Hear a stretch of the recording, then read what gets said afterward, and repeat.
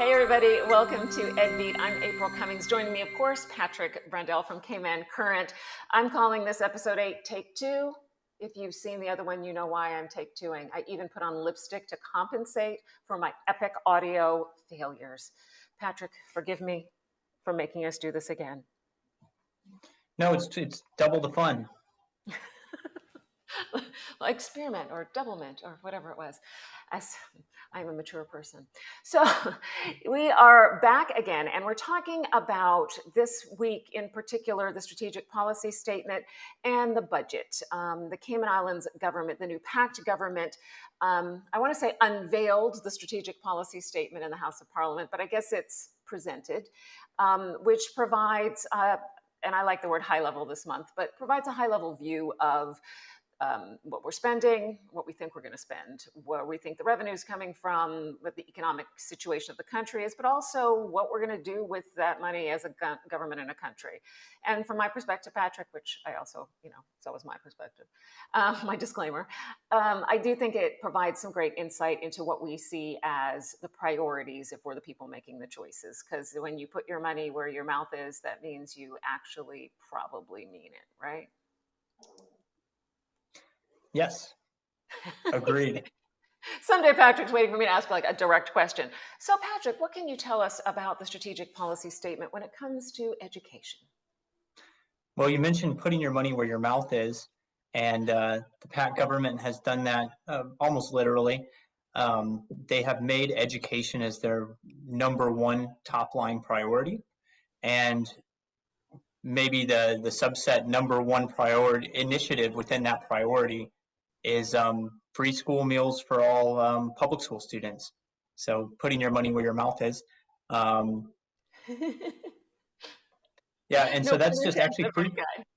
Yeah, and free school meals is just one of 29 different initiatives that the PACT has on education, and that covers everything from having public schools operate nursery programs for 3-year-olds, all the way up to increasing the scholarship age to encourage adults to pursue postgraduate studies. They want to bring back A-levels into the public schools. They're talking about offering free tuition at UCCI and ICCI for Caymanian students. There's before school programs, after school programs, homework centers, learning support centers in every public school, putting a nurse in every public school, guaranteeing that there's going to be a teaching assistant or a teacher's aide in every class up to year 9. They want to make sure all the students have laptops and all the students have internet access at home, as well as enhancing the internet access in the schools. They want to, and then there's some things that aren't really high dollar programs, but they are kind of fundamental policy changes. For example, they want to have a centralized TVET curriculum starting all the way back in primary school. They want to pass legislation and create a framework for accountability for schools and teachers. They want to create a board of governors to oversee the public school system. They want to do programs to encourage the integration of Caymanians and non-Caymanian students in the education system. And they want to improve the criteria for graduation to end the practice of social promotion. So, I mean, what I've been thinking, it's almost like watching an episode of the Oprah show, and they're saying, you got a program, you got a program, you got a program, you got a program. Another way to think of it. Ivy League education under that one. And the one over there, you're going to be an IT expert before you're 9. I'm not mocking it, though. I do appreciate this investment in education as a parent of multiple children, and Patrick, you are as well. We know that the more emphasis and focus on education, in theory, the better, right, for the community as a whole. Now, I just want to point out, though, I'm doing it backwards, aren't I? I always do. Over here, I've managed to magically show Patrick's website, caymancurrent.org, which is focused on education, of course. And you can see Patrick has like this super detailed story that really looks at a lot of the things that he's just talked about and a whole bunch more. And I want, besides for it's a new trick for me, Patrick, I just think it's great that you've outlined kind of all those components and elements that you've talked about. It's all in kind of one big page document. I love it. It makes it much easier for me and lots of people like me to kind of process and go through and say, okay, what were the most important components of this? And then, we can harass you later to do detailed stories on each one, for example, especially in a couple of years when we want to see, did the money we put toward did these things happen, number one? And then number two, did the money we put toward those things actually pay off in terms of some, type of success, depending on how you measure all that? Yeah, and we're going to be, yes, and we're going to be reporting on the different aspects of the SPS throughout next week and probably the week after. So one of the stories that I want to do is one of the big question marks for me with the whole government changing, but Juliana O'Connor Connolly remaining the Minister of Education. And as Premier Panton has pointed out a couple times, this is the first time kind of in modern history that you're going to have a repeat education minister. So for me, the question was, okay, so how much does Education Minister O'Connor Connolly's plans for her ministry, how does that compare from the PPM government or the progressives-led government to the new PACT government? So was the stuff they were doing 3 or 4 years ago the progressives' plan? And is this going to be different from the minister? Is it going to be the minister unleashed? Or is there going to be a lot of continuity? So one of the things I'm going to look at next week is do kind of line item by line item, looking at the progressives manifesto and the programs that they called for and how that compares to the plans in SPS. And one thing I think, this just was an interesting question about one of our common criticisms. We used the term political football on our last episode of Edbeat. And if you have some consistency in terms of the minister, I can't imagine that she would want to dismantle things that they worked very hard on. It's actually an interesting kind of opportunity to discard the things that don't work, no harm, no foul, so to speak, and to change directions if you need to, or expand upon the things that were there before. And so I find that really interesting, just in general. You're going to do that kind of blow by blow comparison, but I think in some respects it speaks to, let's see whether the policies are really all that different either. Is it really just about which party folks are with, or is it about, here are the things we think are the right things to do? We may change the flavor and color a little bit, but at the core, the principles are the same. I don't know. It's just, I think as you do that, we'll get a better sense of kind of where they were, where we are, and then maybe in a little bit where we're headed next. Is there anything that you saw from what you were hearing that had you, I don't know, concerned or intrigued? Well, I think one of the I'm not trying to put you in the bias category, Patrick. I don't mean it that way, but I mean just, were there any red flags in there for you or something? Yeah, I wasn't scared by anything, but I was concerned. Concerned. Another way to think about, at least the way I think about this SPS, we mentioned Oprah, but also I think of it as like a Christmas tree. Say you come in and they've got all the ornaments on the tree, you've got all the presents, everything, in theory looks really good. I've got nothing but positive feedback from various people in the communities about the plans that have been announced. For example, I think we're going to talk more about this next week, hopefully, on the show, is Feed Our Future is a nonprofit that was established 10 years ago. And their primary program right now is providing free and low-cost meals to Cayman students. So if the government goes forward with its plans for free school meals, it takes away that, smacking the camera, it takes away that, takes away the need for that primary program. And, they say they couldn't be happier about it because, as a mission-oriented organization, they want this to happen in the most efficient and effective way possible. And there's plenty of other stuff that they can do to make sure that Cayman students and young people are well fed and well nourished. And so that's just an example of, a positive reaction that I've gotten. But when it comes to Christmas, and as everybody knows, Yeah. you got to pay for it. Santa Claus leaves a bill along with all his goodies. And there's two ways to pay for Christmas. And one is to scrimp and save and have a jar and save up for your budget and Plan eat ahead. from the budget. And another way is to pull the credit card out and say, I'm not going to worry about it till February. And the government's doing plans to do a little bit of both. So when we talk about, as you mentioned, continuity in education from administration to administration, one thing that's been constant over the past 10 years is we're spending more and more money on public education in Cayman. And that's with the student body remaining about the same number of kids. So, and these numbers I've gotten all from the Auditor General. They did a really good report on this about a year and a half, 2 years ago. So it's getting a little bit dated, but it's a really good source of information. So in 2019, which is the last year, the most recent year that I have for education spending, we spent $95 million on public education. The SPS is calling for $136 million to be spent in 2022. And they want to increase that to $152 million in 2024. So I rounded it off. I said, hey, that's a 50% increase in education spending in 5 years.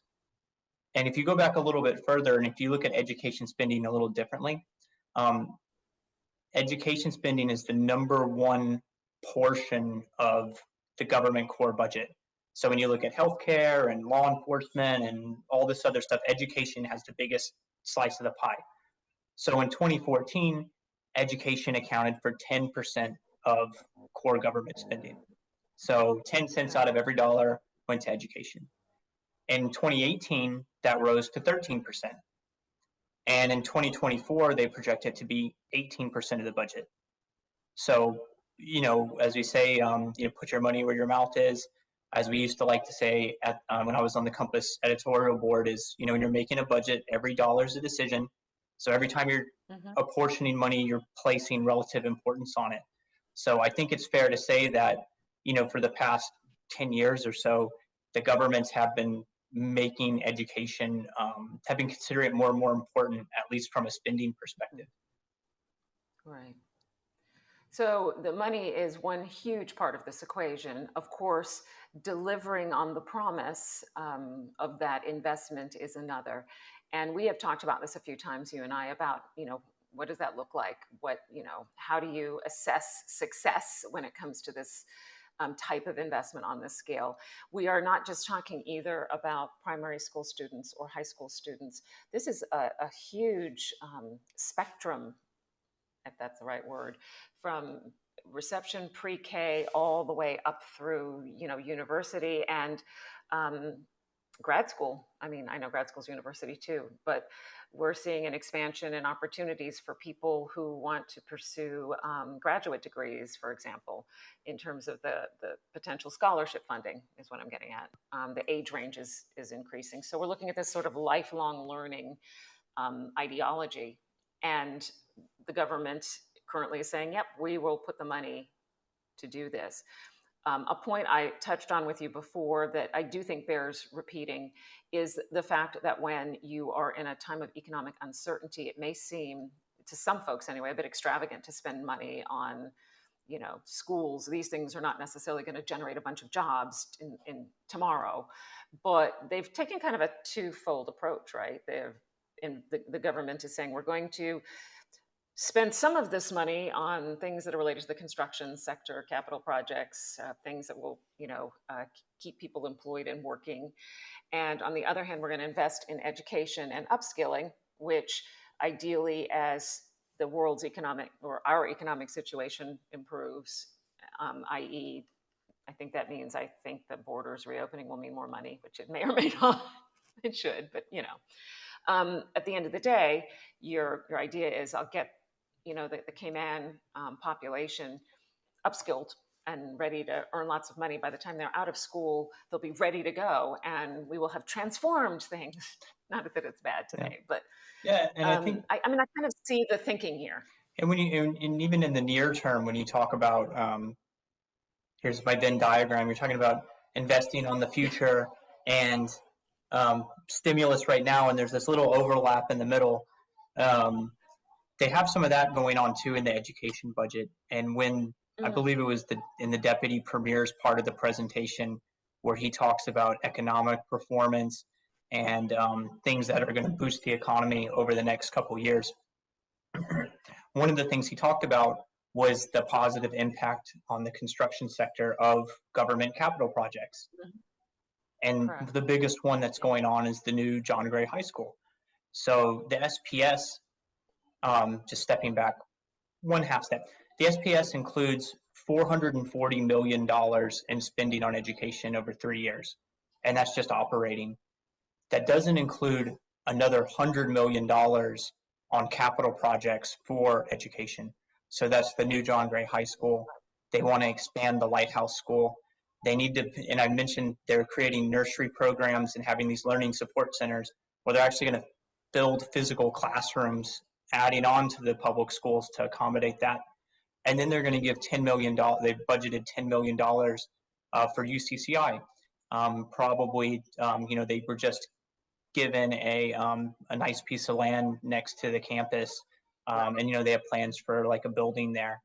So so in terms of construction spending, they're going to put $100 million into the ground um, in the Kind next of a 3 years. win-win though, if your idea is we want to serve both masters on this one. And it's not to say that education wasn't the only thing on that agenda, but I did find the placement of education in that list. So there was a list of, say, 9. These are our 9 areas that we're going to focus on. Education was the first one on that list. And I did find that placement interesting. We are also dealing with a government that, for the most part, did not campaign together. There were, alliances or whatever you want to call them, and lots of conversations, but they did not all campaign together as a party. So, I'd love to have been a fly on the wall while some of these things are getting hashed out, to be honest. I think that would be interesting, to say the least. But that said, who's going to say, no, we really don't need to spend money on education? And I just got elected. No, I don't need to do anything that's going to help the people who elected me into office have jobs either. I mean, both of these seem like win-wins, if you will. And I, the nerd that I am, was also interested in the investment in the undersea cable. I thought that was really interesting, based on the experience we had just had with COVID, where we're all, in a lockdown, and kids are trying to, go to school online for the first time, really.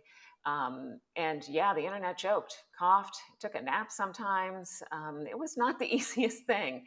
So I even feel like you even can look at that as an investment in the infrastructure necessary for education as well. So there's some interesting things going on there. Of course, the budget isn't till November, right? So what is said in terms of concept, and here's what we're planning to do, there can be some changes between this point and that budget, because there's multiple steps and stages.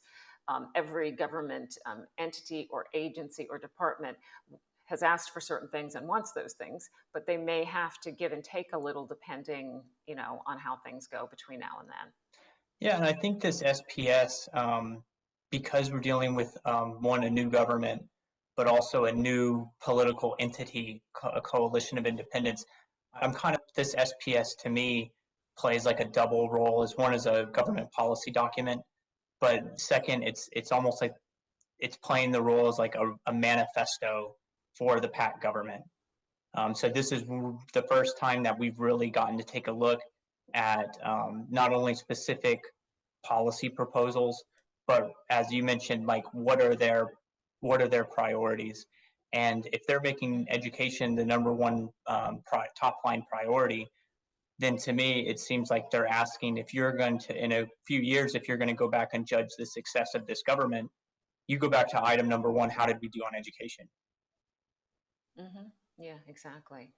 And while I reviewed the document, I'm not going to say that I really have. I'm not sat down with my popcorn and my tea and gone through it methodically and made that checklist of, okay, so what am I going to look for in the next couple of years to see, where the wins and failures and such, or not so much because I think I'm looking for people to trip and fall, but more I'm interested in seeing that journey.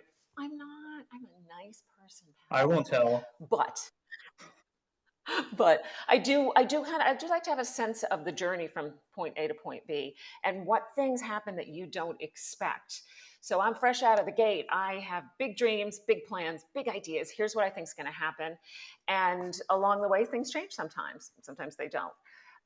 The ultimate measure of success for this, though, isn't just people who say they're satisfied with education or people who are satisfied with the schools and their performance, but ultimately it's having this engaged, educated population that's doing well and the society is prospering. I mean, I am thinking of it more from an economic perspective, just because, well, the strategic policy statement is a lot about money.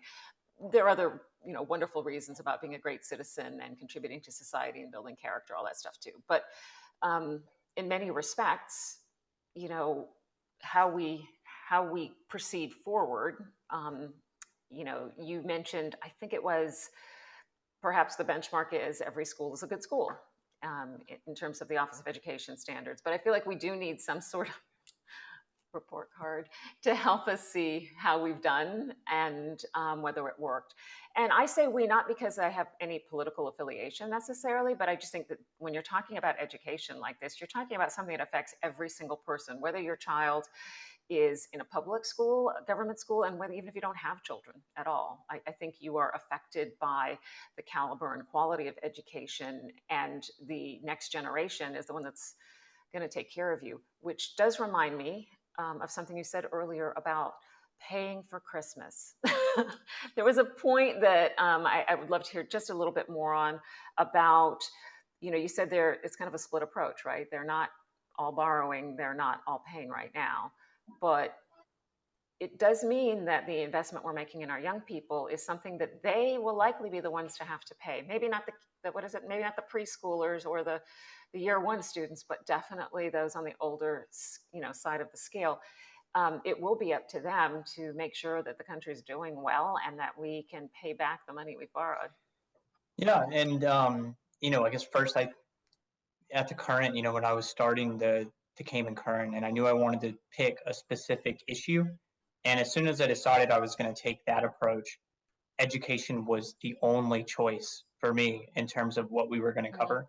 And as you said, like education, and you can look at all sorts of studies that show this, but education is linked to every other aspect of society, whether it's criminal justice, healthcare, or public health, happiness indicators, economy. It all education's tentacles are all over that.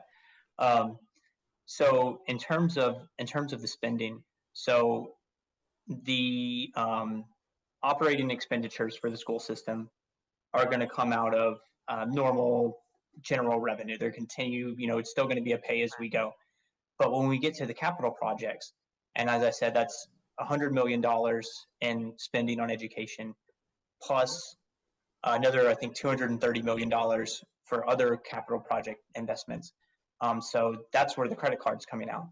And as we all know from after I think they were the CDP at the end of this, after Makiba Bush's UDP government, and we got the framework for fiscal responsibility.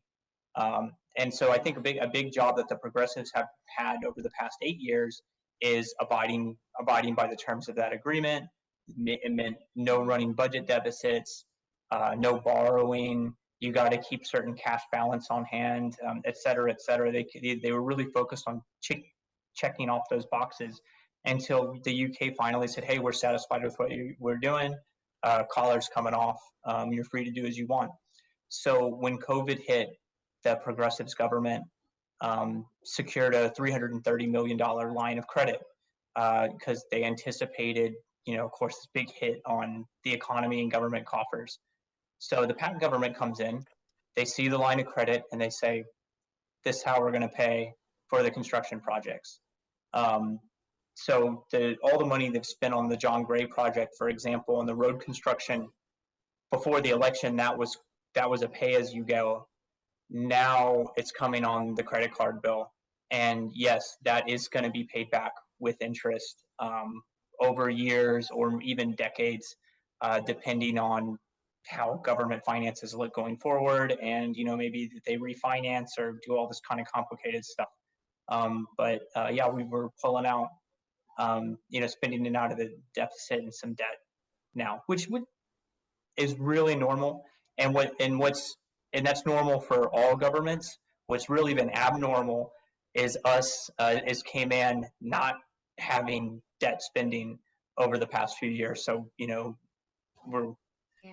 Yeah. it's not necessarily a bad thing, but it is a reality that we have to keep in mind. So ultimately, it will be. I feel like I'm going to express an opinion, Patrick. It does feel a bit, though, that in terms of the way that, we're kicking the can in terms of the money in the country a little bit down the road, because the timing of how and when to reopen the borders, tourism, what will it look like? What kind of revenue will we get? Will we be back to that? What we were seeing before, what will it look like? These are all questions. There's not 100% clarity. You could throw open the borders next Tuesday and still not see what you saw before COVID. We just, we may have projections, we have estimates and ideas, but you don't actually know. And, a good chunk of change came from that industry for Cayman. We've also seen a lot of people out of work, since March 2020, which is not easy. And so we're going to have to keep an eye on it. There's just no way around it, is to kind of see, what will be done if we can't open the borders when we want to. The vaccination rate, we're not there yet. So, are there alternative methods of generating, money for the society? I don't know how much construction we can do, before we run out of things to construct. So, I'm curious, if nothing else, and of course curious because it affects the quality of my life. But yeah, and I will say in the SPS, the economic projections are quite bullish. That's what the phrase I could not remember. I said aggressive. I said this, I should, if I edit this before it goes out, I will find my little chart maker and I will make said chart. But I did find that I raised this eyebrow or that eyebrow. I can't do the other one. I raised one eyebrow because I thought, wow, the difference between this one year in terms of growth and the other, it's a big jump between them to me. And I thought, man, you see, that's a little optimistic. I hope you're right, but it does raise a concern, right? Yeah, and when you're What if it's not? professional budget forecaster for governments, the best ones under promise and over deliver. So they'll say, I anticipate 0.8% growth next year, knowing within their range that maybe they're going to get 1.2. And then when they get 1.2, Right. they get to play again, we'll say Santa Claus, and come in and say, look at this extra revenue that we have. And then, Look at what so they've so on done. the way in, people say, oh, this person's being very safe and fiscally conservative. And then they go, oh wow, isn't this person great for making all this money available to spend? So hopefully the budget forecasting is gonna that's how it's gonna play out here, because we all we all want things to get a lot better, a lot faster. That is for sure. All right, I'm just going to one more time show my new magic trick where I get to show the Cayman Current. That's Patrick's website. It is nonprofit focused on education. He's drinking some tea. You can't But see the that. great thing about this, can too, you're in a little tiny box in the corner. Well, we don't know if it's actually tea, but we think it's tea. But it is a great resource in many ways, not just for parents and people who are interested in, and teachers and academians, people who are interested in following what's going on in education. But it's also a great research resource as well, Patrick, which I think it's very valuable in that respect, because you're really putting a lot of context around a lot of different issues related to education and exploring some things in more depth than we might normally see or have time to do. So you need to check Patrick out. There's this thing here. It says support the current. It's red. I'm going to see if I can click it. I'm not very sophisticated here. And it shows you how you can donate funds. See, I like a thing that's easily online. But also you can join the conversation too, right? And you can email Patrick at pbrendel@caymancurrent.org, his correct email address, I might point out. Don't ask me why I pointed that out. And you can leave comments on his Facebook page, but the website's great. There's a lot of information there. And, you know, Patrick is all about doing the hard work of making sure you know what you need to about education in the Cayman Islands, and also sometimes contrasting with what's going on regionally and internationally, which is also kind of cool. All right, Patrick, I'm trying to figure out how to turn it off now, right? A YouTuber, I'm definitely not. They're all like, click subscribe. Yeah. I know, it's magic.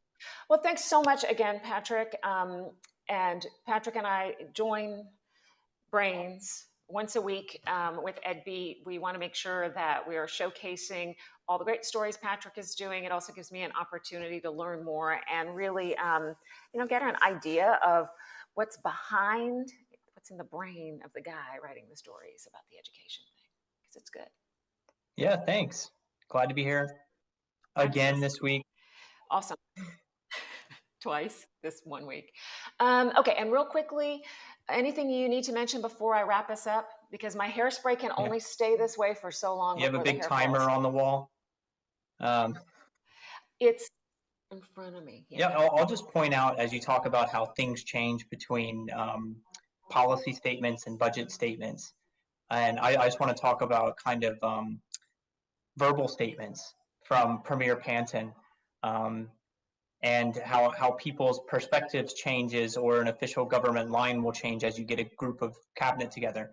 So during the campaign, in his official education platform, which we published on our website, candidate Panton's take was, and I'm quoting, government has put so much money into education, yet we are still failing to achieve satisfactory student attainment levels, which is really frustrating. So that's candidate Panton saying we're putting a lot of money into it, which is true, and the results are not satisfactory, which is frustrating. So when he's in Parliament the other day, this is Premier Panton, he says, we've allowed a myth to take over our public education system, that our children coming through the public school system have been poorly educated, that they are not fit for the job market, that being Caymanian and being educated within one of the best funded education systems per capita in the region somehow makes them less than does individuals educated elsewhere. This is a lie that we have allowed to take root in the hearts and minds of our students and our people. I have seen it impact their self-esteem and self-confidence. It's a lie that we have allowed to chip away at our sense of pride in who we are. But our external exam results, our curriculum, the performance of our students, the dedication of our teachers and administrators prove beyond a shadow of a doubt that the big lie is just that, a fallacy, a myth, a construction of falsehood. And so Premier Panton's stance, which is that the public education system has a bad image rather than it's having poor results, that's in line with what the Deputy Premier, Chris Saunders, said on the campaign trail. So it makes me think, okay, is this when you're coming together as cabinet and everybody talks and the government decides, well, this is going to be the PACT government's take on the performance of the public education system? Is it that Chris has pulled Wayne aside and said, hey, actually, here's my charts and graphs, and here are all the reasons why I said this on the campaign trail, and the Premier has changed his mind and this is his personal opinion? I don't know. But I think it's interesting to note how much things can change in a short period of time. And that being said, they're going to increase spending on education by 50%. So where does the politics and the rhetoric and the governance and the spending, which to me is way more important? Yeah, I mean, I did, and I did pull it up for folks to see because Patrick has Yes. nicely placed this on his website. It lives there. Um, it is interesting um, once you get inside, um, how much of that is, you know what, I'm taking a different look at this from the other side of the table and I see it differently, versus I changed my mind or I didn't mean it in the first place. And I'm not implying that he didn't. I'm just saying it is one of those things where you go, yeah, on the campaign trail, everything is wrong with Yep. government and everything is wrong with the way things are happening. And then when you're in office, it's like, no, everything's not broken, just a little bit, and I'm going to fix it and I'll save the day. And if I were 15, maybe I wouldn't see that, but I've seen a lot of governments come and go, often the same players switching, over different terms. But yeah, I've heard this back and forth for years, and I'm telling you that it does change once people sit down in the room. They start pulling out the charts and the numbers and looking around the table at the people who are rolling up their sleeves doing the work. It is interesting how that position sounds a little different Yeah, and I a and bit and down the I think road. you're exactly right. And you could see it, say, in the United States, where a big issue in the last campaign, presidential campaign, was border security and detention and separation of families at the border. So, putting children in jail kind of thing. And so Joe Biden came in with a big mandate from his base to change the border policy. And then when he got into office, he goes, this is really tough. And it took Wow, months and months, and he had to make a decision that he wasn't making a decision, because he right. got in and it wasn't as easy as they maybe thought it was. And I don't know how Yeah, everybody things feels are about often more complex than a that. previous president with George W. Bush, but one of his big um, statements or views upon leaving office has been about, well, everybody said I made the wrong decision on Iraq or whatever, but you weren't in the chair, you weren't making the decision. So the title of his memoir was Decision Points, and he even wanted to incorporate it Mhm. in his presidential museum, where you're pretending to be president. Here's the information coming in. What decision do you make? And That's awesome, yeah, so I actually. mean, That's a great idea. I don't, I think that really, really puts in relief, when, things look different when you're sitting in the big chair. I've got to say, and I've been on multiple sides of situations before, and boy, it sure looks different when you're presented with this other sets of information that you were not privy to previously, or perhaps just perspectives you did not consider. It's interesting, but I guess that's how politics rolls. Anyway, Patrick, we better wrap things up because my hairspray is falling. But also to I know you got to get back to slaving over that hot keyboard because he's typing away furiously. Hot keyboard. Yeah, I'm funny. All right, thanks everybody for hanging out with us once again. And remember, you can always check out Patrick at caymancurrent.org. You can check us out also at caymanlife.ky. And we're uploading this to the TV channel as well, so you can watch it at your convenience from your couch or on YouTube or on Facebook or wherever you would like. Have a great one, everybody. I end recording.